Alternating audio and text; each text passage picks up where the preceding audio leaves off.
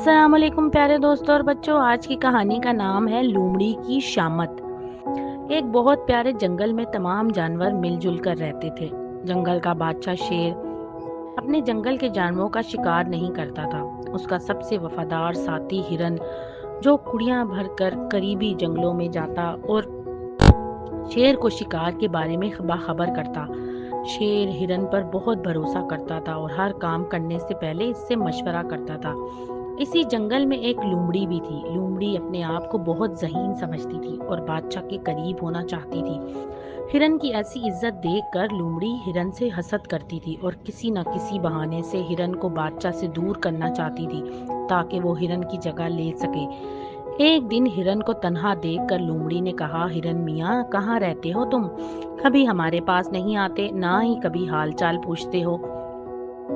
हिरन ने कहा, मैं शेर के साथ होता हूँ, दौड़ दौड़ कर दूसरे जंगलों में जाता हूँ, शेर को शिकार की खबरें लाकर देता हूँ, इसीलिए वक्त नहीं मिलता। लोमड़ी ने चालाकी से कहा, हाय इस नन्ही सी जान पर इतना जुल्म, शेर को तुम्हारी हालत पर जरा रहम नहीं आता। इसी तरह दौड़ दौड़ कर तुम वक्त से पहले ही बूढ़े हो जाओगे। फिर एक वक्त ऐसा आएगा कि दौड़ना तो दूर की बात, चल भी नहीं सकोगे। फिर यही बादशाह तुमसे नजरें फेर लेगा। हो सकता है कि जब तुम किसी काम के ना रहो तो वो तुम्हें खाकर अपनी भूख मिटा ले। हिरन से गुस्से में कहा, नहीं, हमारा बादशाह इस जंगल के किसी जानवर को नहीं खाता, वो हरगिज ऐसा नहीं करेगा। लोमड़ी ने आंखें मटका कर कहा, आजमा कर देख लो। हिरन ने कहा, वो कैसे?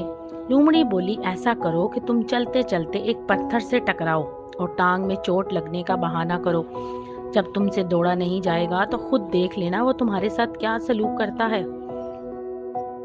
हिरन लोमड़ी की बातों में आ गया। एक दिन शेर के साथ चलते चलते एक बड़ा सा पत्थर देखा तो उससे जा टकराया। उसे टांग में चोट लगने का बहाना भी नहीं करना पड़ा, क्योंकि सचमुच उसकी टांग में चोट लग गई थी। शेर बहुत परेशान हुआ। उसने जंगल के सबसे काबिल हकीम बंदर को बुलाया। बंदर ने खूब अच्छी तरह हिरन की टांग का मुआयना किया, फिर अपनी ऐनक दुरुस्त करते हुए कहा, इसका सिर्फ एक ही इलाज है। वो क्या? सारे जानवरों ने एक साथ पूछा। बंदर बोला, इलाज ये है कि इसकी टांग पर लोमड़ी की चर्बी की मालिश की जाए। इस जंगल में एक ही लोमड़ी थी और फौरी तौर पर उसकी चर्बी से इलाज किया जा सकता था। लोमड़ी ये बात सुनकर थर थर कांपने लगी और दिल ही दिल में सोचने लगी कि ये क्या हो गया। फिर आगे क्या हुआ समझ गए ना आप? तो दोस्तों, अगर आपको ये कहानी पसंद आए तो मेरे चैनल को लाइक और सब्सक्राइब जरूर कीजिएगा।